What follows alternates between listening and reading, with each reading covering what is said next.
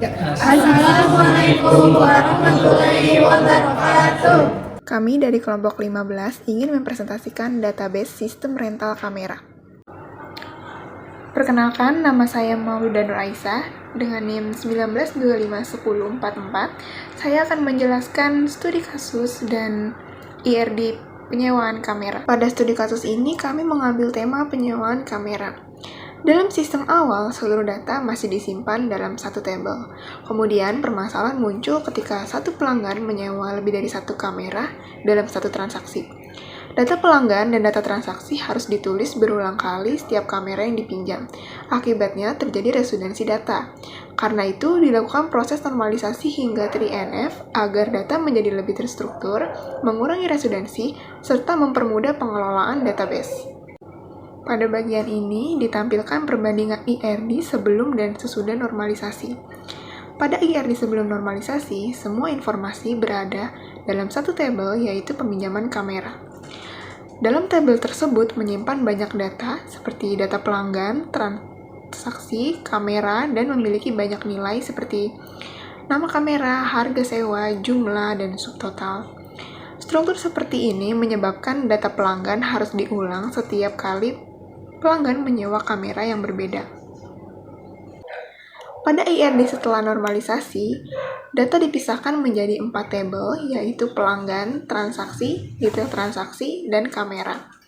Hubungan antar tabel menjadi lebih jelas. Satu pelanggan dapat memiliki banyak transaksi, satu transaksi dapat memiliki banyak detail transaksi, dan setiap detail transaksi mengacu pada satu data kamera. Dengan struktur ini, database menjadi lebih efisien, mengurangi pengulangan data, serta lebih mudah untuk dikelola dan dikembangkan. Nama saya Saskia Najilhana dari kelas 192A05 dari kelompok 15 NIM 19251285. Saya akan menjelaskan proses normalisasi pada sistem penyewaan kamera. Normalisasi merupakan proses menyusun database agar data menjadi lebih terstruktur, mengurangi redundansi atau pengulangan data, serta menjaga konsistensi data ketika dilakukan penambahan, perubahan, maupun penghapusan data. Nah, pada sistem penyewaan kamera ini, normalisasi dilakukan secara bertahap, yaitu mulai dari UNF, kemudian 1NF, dilanjutkan dengan 2NF, dan juga terakhir ada di 3NF. Melalui tahapan tersebut, data yang awalnya masih tercampur dalam satu tabel akan dipisahkan sesuai dengan fungsinya, sehingga pengelolaan database menjadi lebih efisien. Nah, berikut adalah proses normalisasi dimulai dari tahap UNF. Nah, selanjutnya di bagian UNF, pada tabel UNF atau Unormalized Form, seluruh data itu masih disimpan dalam satu tabel. Di sini tabelnya ditunjukkan di dalam slide. Di bagian ini terdapat informasi seperti ID pelanggan, nama pelanggan, dan juga nomor telepon. Kemudian di kolom kamera ini terdapat informasi kamera yang disewa seperti ID kamera, nama kamera, dan juga harga sewa. Lalu di sini ada kolom transaksi. Selain itu juga terdapat informasi transaksi seperti tanggal sewa, jumlah unit, subtotal, total pembayaran, hingga status penyewaan. Nah, di sini ada baris yang memiliki pelanggan sama. Kalau kita perhatikan pada beberapa baris di tabel ini, identitas pelanggan itu masih muncul berulang. Yang berubah itu hanya data kameranya atau detail penyewaannya, sedangkan informasi pelanggan itu tetap sama. Hal ini menunjukkan masih adanya redundansi data, yaitu pengulangan data yang sebenarnya tidak perlu. Kondisi seperti ini dapat menyebabkan masalah ketika ada data diperbarui. Misalnya jika nomor telepon pelanggan itu berubah, maka seluruh baris yang memuat data pelanggan tersebut harus ikut diperbarui. Nah, jika ada satu baris yang terlewat, maka data menjadi tidak konsisten. Oleh karena itu, struktur pada tahap UNF masih kurang efisien, sehingga perlu dilakukan proses normalisasi ke tahap berikutnya, yaitu 1NF, 2NF, dan juga 3NF. Lalu selanjutnya di slide ini ada 1NF. Tahap berikutnya ini namanya first normal form atau 1NF. Pada tahap ini, setiap atribut sudah memiliki nilai yang bersifat atomik. Artinya setiap kolom hanya menyimpan satu nilai dan tidak ada lagi beberapa data yang digabung dalam satu kolom. Nah, sebagai contoh, satu kolom nama kamera hanya berisi satu nama kamera dan satu kolom jumlah hanya berisi satu nilai jumlah. Lalu di beberapa baris ini, ya, meskipun demikian, jika kita lihat pada tabel ini, informasi pelanggan itu masih tetap muncul pada beberapa baris transaksi. Artinya redundasi data ini masih belum sepenuhnya hilang. Karena itu, proses normalisasi belum berhenti di 1NF, tapi dilanjutkan ke tahap 2NF. Bagian itu akan dijelaskan oleh rekan saya. Baik, selanjutnya saya Kesha Aulia Putri. Di sini saya akan menjelaskan pada tahap second normal form atau 2NF. Data mulai dipisahkan berdasarkan ketergantungannya terhadap primary key. Tujuan dari tahap ini adalah untuk menghilangkan ketergantungan parsial agar tidak terjadi pengulangan data yang tidak diperlukan. Sebelum informasi pelanggan, kamera, transaksi, dan detail transaksi masih saling bercampur. Pada tahap 2NF, data tersebut dipisahkan menjadi 4 tabel utama, yaitu tabel pelanggan, kamera, transaksi, dan juga tabel detail transaksi. Lalu selanjutnya, tabel pelanggan hanya menyimpan data pelanggan, seperti ID pelanggan, nama, nomor HP, dan alamat. Tabel kamera hanya berisi data kamera, yaitu ID kamera, nama kamera, dan harga sewa. Selanjutnya ada tabel transaksi yang digunakan untuk menyimpan informasi transaksi seperti ID transaksi, ID pelanggan sebagai foreign key, tanggal pinjam, tanggal kembali, total bayar, dan status transaksi. Sedangkan tabel detail transaksi menyimpan rincian kamera disewa setiap transaksi, yaitu ID transaksi, ID kamera, jumlah, dan subtotal. Dengan pemisahan ini, setiap tabel hanya menyimpan data sesuai fungsinya masing-masing. Hal ini membuat database menjadi lebih terstruktur, mengurangi duplikasi data, serta mempermudah proses penambahan, perubahan, maupun penghapusan data tanpa mempengaruhi tabel lainnya. Lalu selanjutnya pada tahap third normal form atau 3NF, struktur tabel tetap sama seperti pada tahap 2NF sebelumnya, karena seluruh data sudah tersusun dengan baik dan tidak ditemukan lagi ketergantungan transitif. Ketergantungan ini adalah kondisi ketika suatu atribut tidak bergantung langsung pada primary key, tetapi bergantung pada atribut lain yang bukan primary key. Pada database ini, kondisi tersebut sudah tidak ada. Setiap tabel sekarang hanya menyimpan informasi yang memang menjadi tanggung jawabnya. Tabel pelanggan hanya menyimpan data pelanggan. Tabel kamera hanya menyimpan data kamera. Lalu tabel transaksi hanya menyimpan informasi transaksi. Dan yang terakhir, tabel detail transaksi hanya menyimpan rincian kamera yang disewa pada setiap transaksi. Karena setiap data sudah ditempatkan pada tabel yang tepat, maka tidak ada lagi pengulangan data yang tidak perlu atau redundansi data. Selain itu, proses menambah, mengubah, maupun menghapus data menjadi lebih aman karena tidak mempengaruhi data pada tabel lainnya. Dengan demikian, hasil normalisasi hingga 3NF menghasilkan struktur database yang lebih rapi, konsisten, mudah dikelola, serta menjaga integritas data. Oleh karena itu, database pada tahap ini sudah siap digunakan untuk proses implementasi SIM.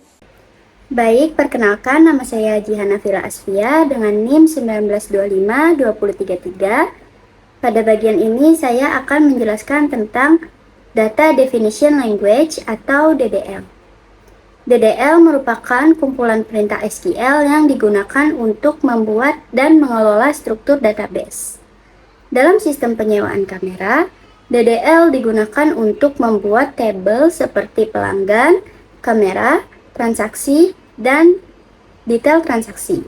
Selain itu, DDL juga digunakan untuk menentukan primary key dan foreign key, agar hubungan antar table tetap konsisten dan data lebih terorganisir.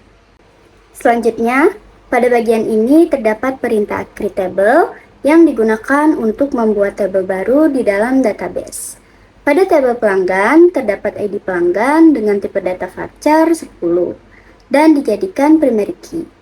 Artinya, setiap pelanggan memiliki ID yang unik dan tidak boleh sama. Kemudian, nama pelanggan menggunakan varchar 100 untuk menyimpan nama pelanggan. Sedangkan NoHP menggunakan varchar 15 untuk menyimpan nomor telepon. Selanjutnya, pada tabel kamera juga menggunakan create table. Terdapat ID kamera sebagai primary key, nama kamera untuk menyimpan nama kamera, dan harga sewa dengan tipe data integer untuk menyimpan biaya penyewaan. Pada tabel transaksi, ID transaksi dijadikan primary key, sedangkan ID pelanggan menggunakan reference pelanggan dalam kurung ID pelanggan yang menunjukkan bahwa kolom tersebut terhubung dengan nama pelanggan atau disebut sebagai foreign key. Selain itu, terdapat tanggal pinjam, tanggal kembali, total bayar, dan status untuk menyimpan informasi transaksi. Pada tabel detail transaksi, terdapat ID transaksi dan ID kamera yang sama-sama menggunakan reference untuk menghubungkan tabel transaksi dan tabel kamera. Tabel ini juga menggunakan primary key, yaitu ID transaksi dan ID kamera atau primary key gabungan, sehingga satu transaksi dapat memiliki lebih dari satu kamera yang disewa. Baik, saya Dava Islami Fasya dengan NIM 19251727 izin menjelaskan penjelasan selanjutnya.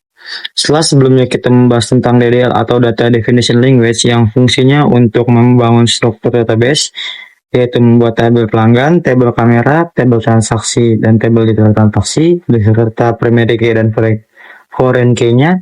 Sekarang kita masuk ke bagian yang tidak kalah penting, yaitu Data Manipulation Language, atau biasa disingkat DML. Jadi, apa bedanya DDL dan dengan DML? Kalau kita analogikan, DDL itu seperti proses membangun rumah.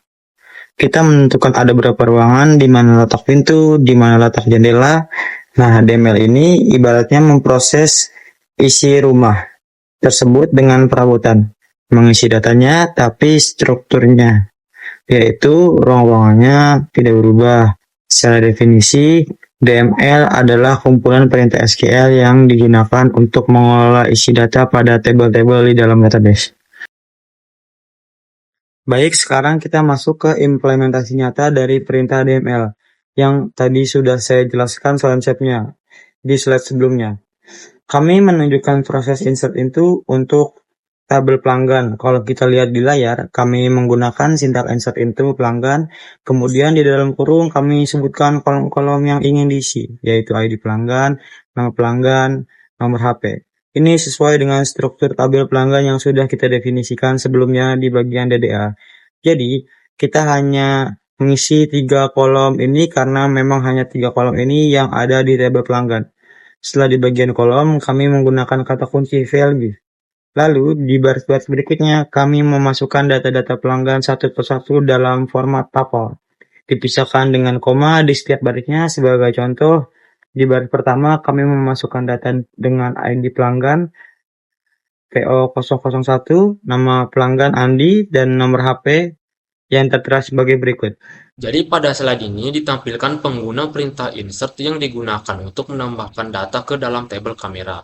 Tabel kamera berfungsi untuk menyimpan seluruh informasi mengenai kamera yang tersedia untuk disewakan.